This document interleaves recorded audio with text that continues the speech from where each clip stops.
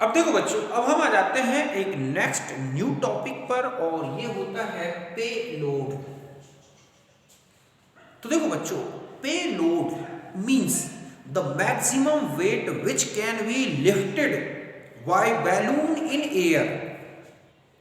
Air में balloon द्वारा कितना वेट लिफ्टेड किया जा सकता है, उठाया जा सकता है, उसे ही हम क्या बोलते हैं, पे लोड। यही मैंने लिखा है कि maximum weight can be lifted bye balloon in air is called पे लोड। समझ गए बच्चों? गुब्बारे द्वारा वायु में उठाया गया अधिकतम भार। मान लो गुब्बारा या बैलून जब ऊपर उठता है तो अपने साथ वो कितना वेट और उठा सकता है एयर में, तो उसे हम बोलते हैं क्या, पे लोड। अब आता है कि पे लोड कैसे पता चले कि बैलून कितना वेट जो है लिफ्टेड कर सकता है। तो इसके लिए क्या है कि weight of air displaced by balloon, मतलब है कि बैलून ने कितनी एयर को डिस्प्लेस किया, उसका वेट क्या है, उसमें से माइनस कर दें weight of gas filled balloon. Gas filled balloon का वेट क्या है, उसको अगर हम माइनस कर दें तो हमें पता चल जाएगा कि क्या होगा पे लोड। समझ गए बच्चों?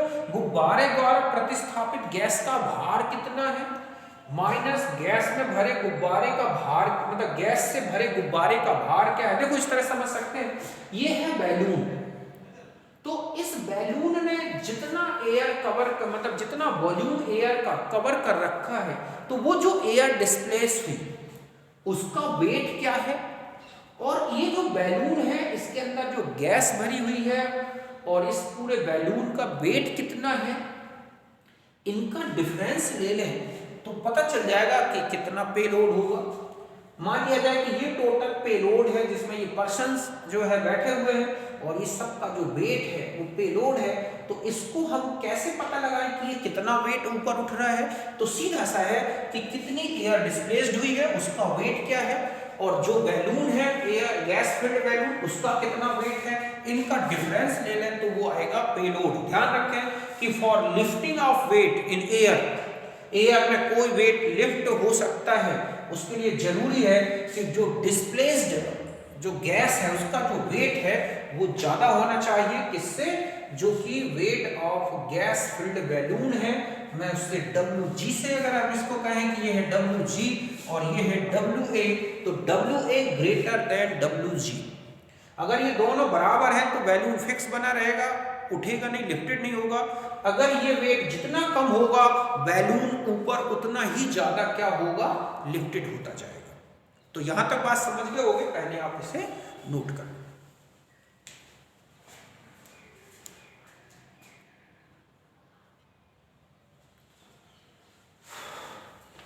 अब देखो बच्चों, अब हम एक एग्जांपल से पे लोड को समझते हैं। इसमें है radius of balloon is 3 metre at 1 atm pressure at 25 degree centigrade temperature and density of air is 1.22 kilogram per metre cube if balloon filled by H2, what will be पे load.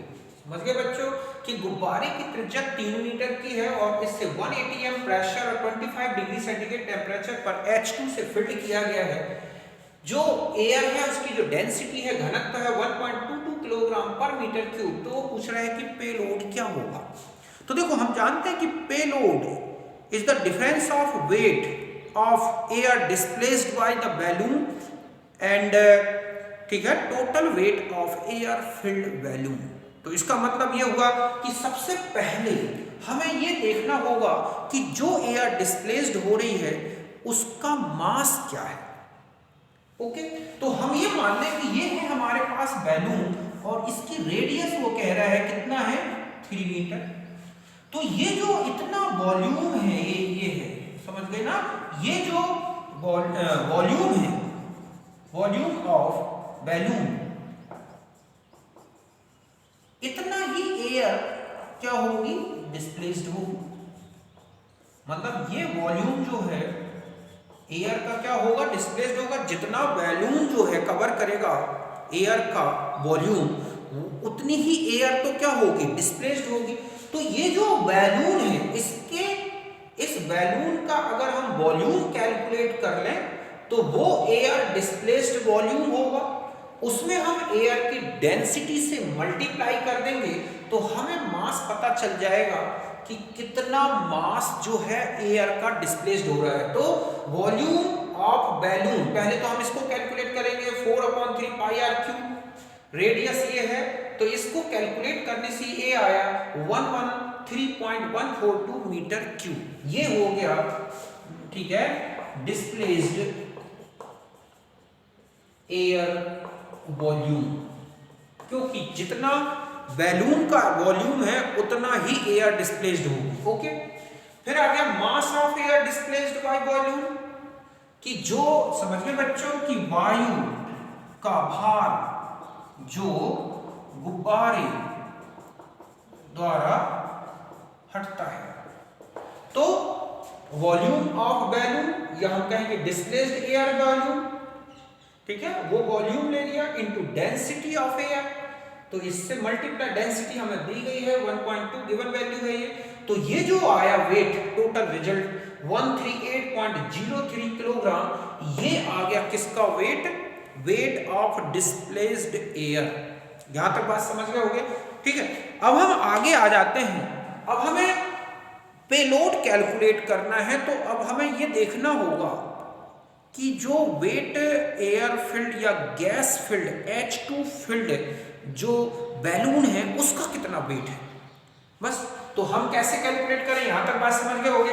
अब हम आगे देखते हैं,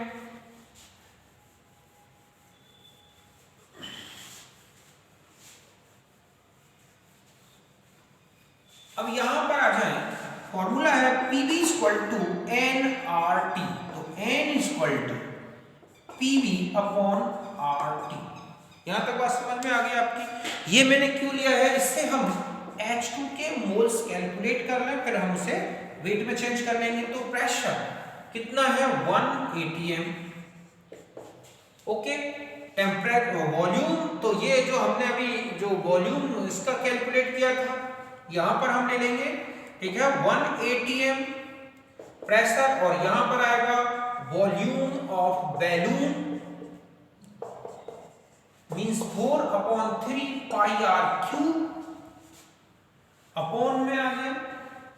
तो यहां पर चूंकि हम मोल्स कैलकुलेट कर रहे हैं, तो मैंने आपको बताया था कि आर की वैल्यू जो है वो वैल्यू कौन सी पुटअप करोगे, लीटर एटीएम में है तो 0.0821 litre ATM kelvin inverse mole inverse into temperature 25, तो 298 केल्विन, तो 1 × 4/3 बाय 22/7 × 3 का क्यूब अपॉन 0.0821 × 298। ये देखते हैं क्या मोल्स होते हैं, पहले आप इतना नोट करें।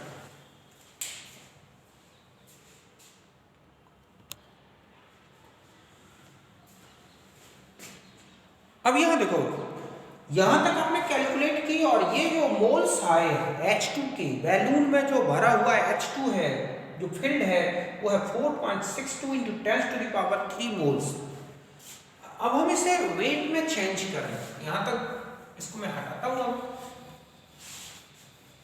देखो, अब यहां आ जाए हम weight of H2 means gas filled balloon, okay.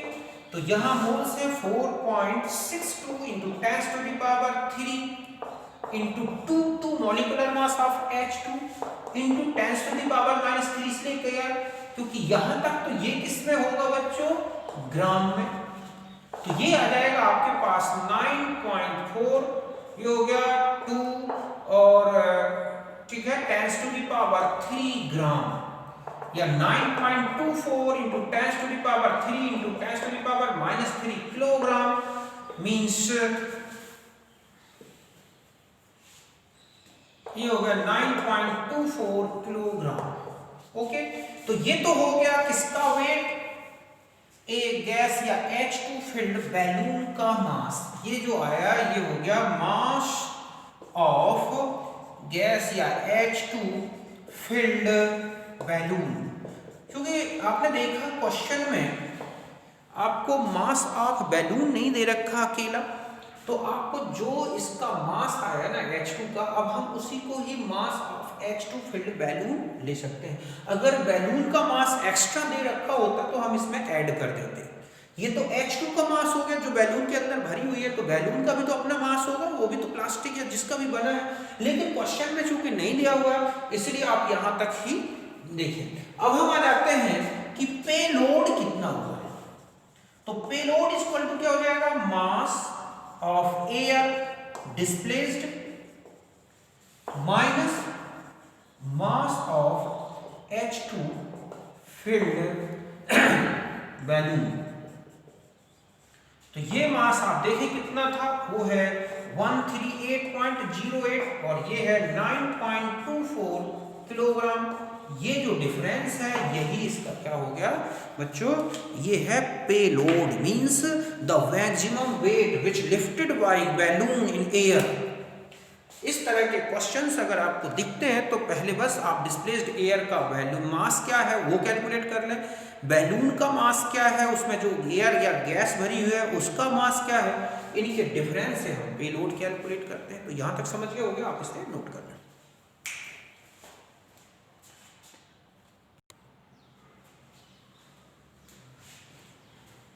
अब देखो बच्चों, कुछ क्वेश्चंस में आ जाते हैं जो कि आइडियल गैस इक्वेशन से रिलेटेड हैं।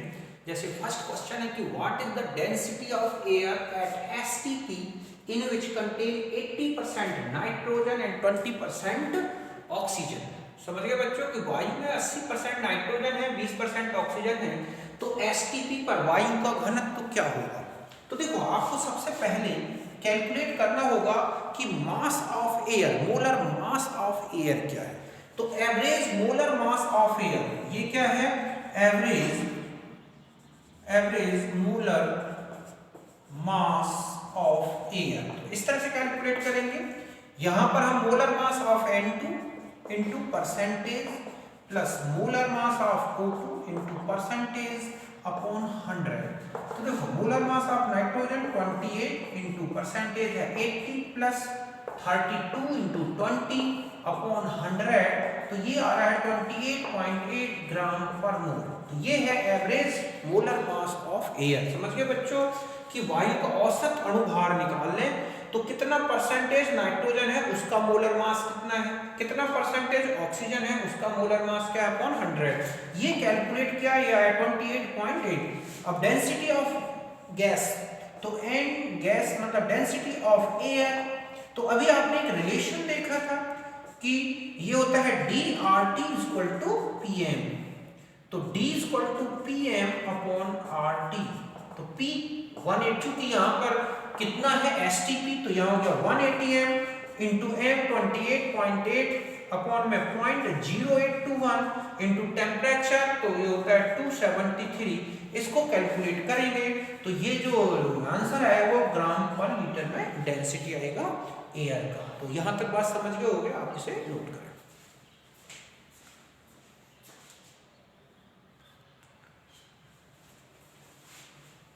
अब देखो बच्चों नेक्स्ट क्वेश्चन में आ जाते हैं। नेक्स्ट क्वेश्चन है कि at 273 kelvin the density of gases oxide 2 bar is the same as that of nitrogen at 5 bar, calculate molar mass of oxide. समझ गए बच्चों कि ये कह रहा है 273 पर कोई गैसियस ऑक्साइड है जिसकी 2 बार पर जो डेंसिटी है वो 5 बार पर नाइट्रोजन की डेंसिटी के बराबर है, तो बताएं कि मोलर मास ऑक्साइड का क्या होगा। तो हम इस तरह से लेंगे D oxide equal to PM upon RT। P है 2, M हमें कैलकुलेट करना है और R इंटू T, 2 मतलब है 273।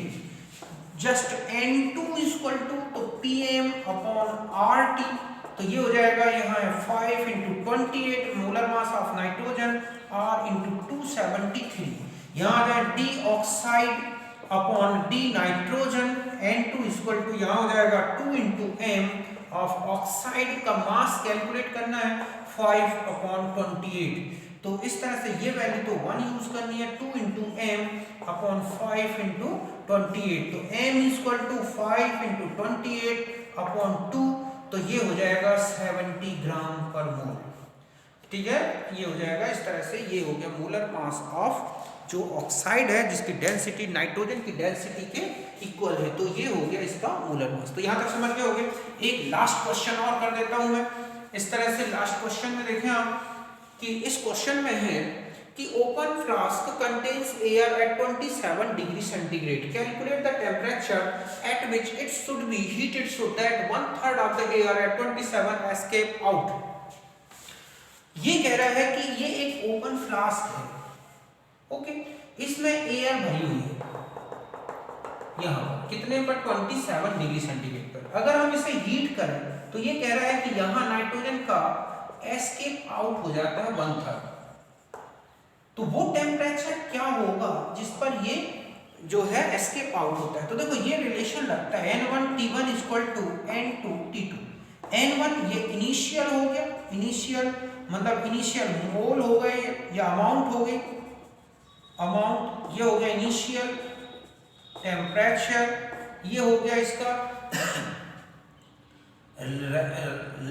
Left amount of gas, and T है टेम्परेचर। यहां पर N1 हम ये ले लें 1, T1 है 300 डिग्री सेंटीग्रेड, N2 तो 1 - 1/3, 1 मोल 1 ग्राम 1 मोल कुछ भी ले लें उनमें से 1/3 तो माइनस हो गया। और T2 हमें कैलकुलेट करनी है वैल्यू, तो यहां हो जाएगा 1 × 273 = 1 - 1/3 × T2 बस। तो आप T2 को कैलकुलेट कर लें। इस तरह से हमने यहाँ पर या n को हम इस तरह से ले लेंगे, n है तो यहाँ पर क्या लिखेंगे आप n - n × 1/3 इस तरह से। तो इस तरह से n मोल का n जो है 1/3 उसमें से एस्केप हो चुका है, तो T2 कैलकुलेट कर लें। ये जो T2 कैलकुलेट करने में आएगा देखें क्या आता है। तो इस तरह से हमने 3 क्वेश्चन सॉल्व किए।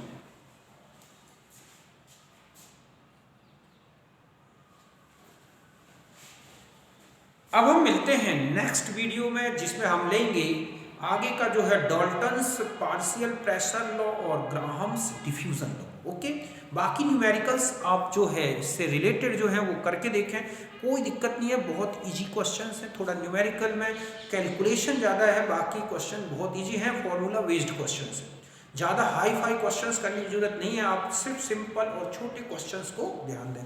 ओके, तो मिलते हैं नेक्स्ट वीडियो में, तब तक के लिए बाय, नमस्कार।